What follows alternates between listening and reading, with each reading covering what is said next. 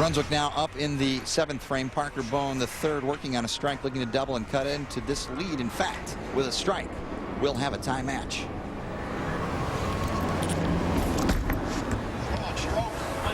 Oh, Hall of Fame job.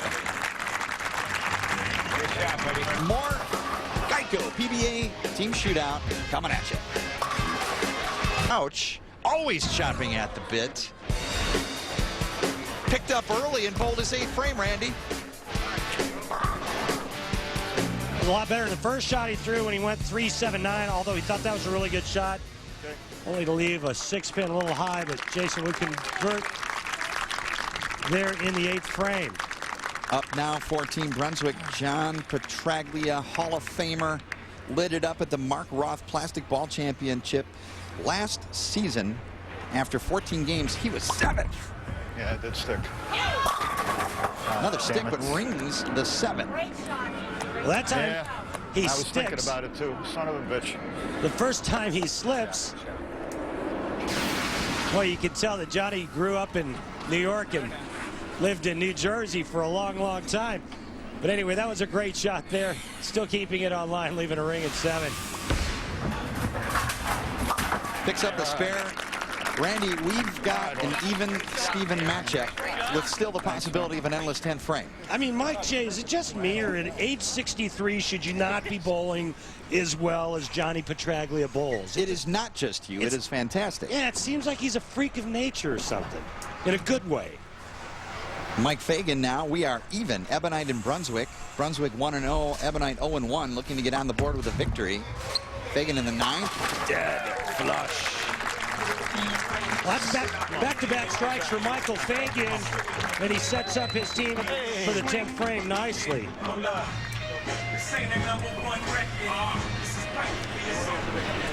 Brad Angelo, got a chance to chat with him yesterday. He said it's nice to bowl a team event for a change, and communication is a key in all of this. You're gonna get your chance. Put him away. I think he has a degree in communication.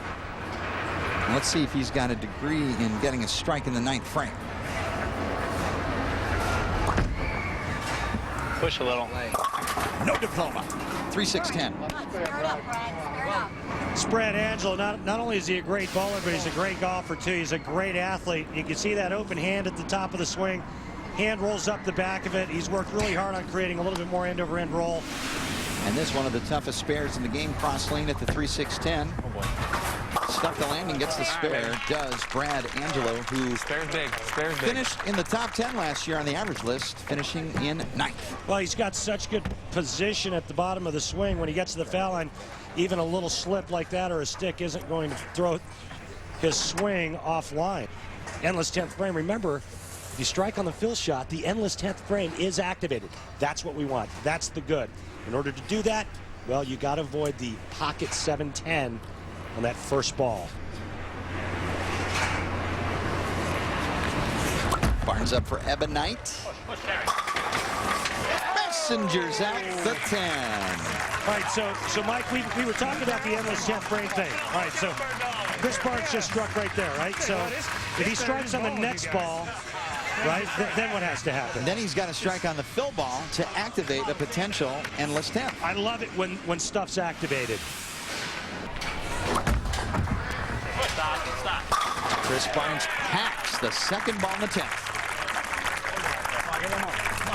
Hey, Chris Barnes, Randy P here. That's 2 beautiful shots. Now, because of the temperature on the lanes, do you make an adjustment for this fill shot? What's the game plan? I was thinking about moving a half there, but I will probably stay the same. I'll stay the same from that last one and just give it another go. First one's a little light. That one I caught a handful of, so I'll stay there for one more. So Barnes attempting for 215 for Team Ebonite, and with another strike would activate a potential endless 10th in the event Brunswick would exceed that score. Go! Go it did. 215 and an endless 10th for Team Ebonite. That's pretty good stuff there. He just stepped up and went whack, whack, whack. 3 in a row, and stuff is now activated. So Sean Rash up in the 10th. must strike on the fill ball. Looking for more here. First shot in the 10th. Kicks the 10 forward. Lucky break there. As Rash picks up a strike here in the 10th. Must now get the last two for any chance for Brunswick to work in the endless 10. Boy, that's a boatload of hand there. Boy, you can see the revolutions, that thumb grip spinning around on the inside part of the bowling ball. Look at Parker pulling the string on that 10 pin. Love it.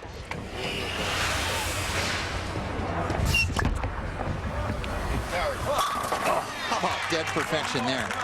Well, you kind of knew that was going to happen when he got the first one. You know, he's not sitting for 10 minutes before he throws that next shot. He gets that one strike. It's a little light, kicks the 10 forward.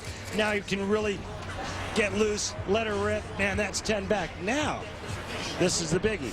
In order to have any chance of winning this match, he has to strike on this next ball to activate the endless 10th frame. Rash has experience in these matters. 2 years ago at Six Flags Great America in Chicago, Rash a part of that winning Carmen's Cartel Club back in 2008. Yeah, I hear that's a really bad gang, that Carmen's Cartel.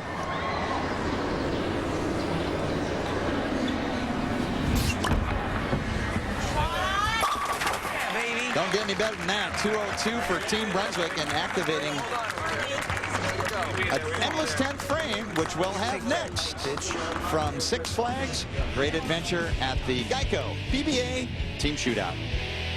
Which is not over between Ebonite International and Brunswick. Final score 215-202, but each team has activated an endless 10th.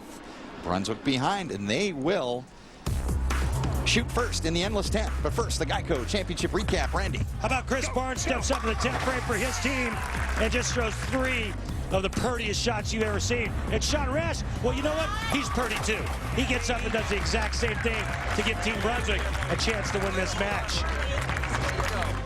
Brunswick will need at least 2 strikes to force a strike out of Ebonite first up. Back to the top of the order, and Carolyn Doran Ballard for Team Brunswick must strike to continue this match. Carolyn did strike the last time she was up.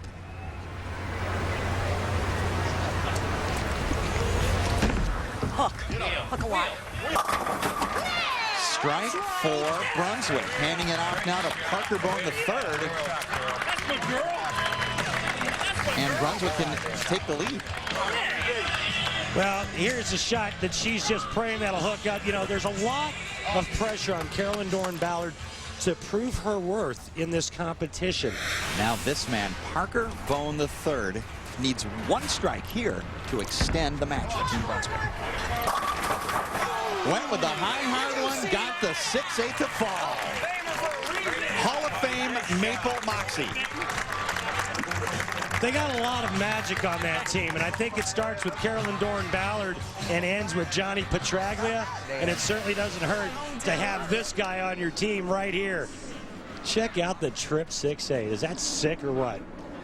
Now back over to Team Ebonite as Brunswick is still alive and on a string, but Ebonite must strike or go down 0-2. Tommy Jones is the man for Ebonite. He hasn't thrown a shot in a while either, Mike J.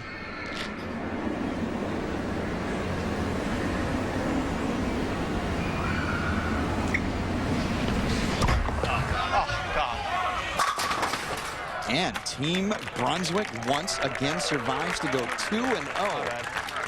The endless 10th frame coming in handy as Brunswick pulls one out from behind. Yeah, and who would have thought after 2 matches between these 2 teams that Ebonite International would be winless?